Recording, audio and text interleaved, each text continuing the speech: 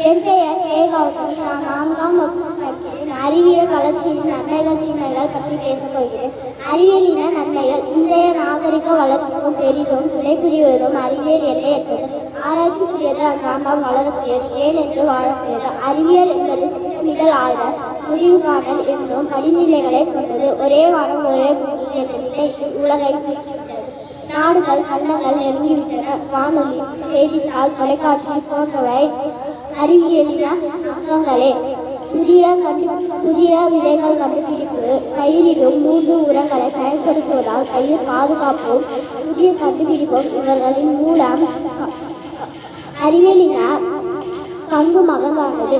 அறிவியலின தீமைகள். அறிவியல் வளர்ச்சியானது கதிர்வீச்சு, ரசாயனங்கள் மற்றும் பிற ஆபத்துகள் போன்ற உடல்நல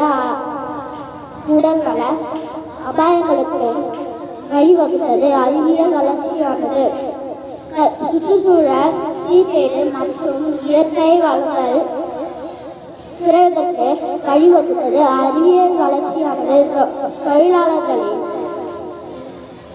தொழிலாளர்களின் இடப்பெயர்வு மற்றும் செல்வத்தின் இடைவெளி, மனநலத்தின் மீதான தாக்கங்களை போன்ற பல சமூக தாக்கங்களை ஏற்படுத்தியுள்ளது. நன்றி.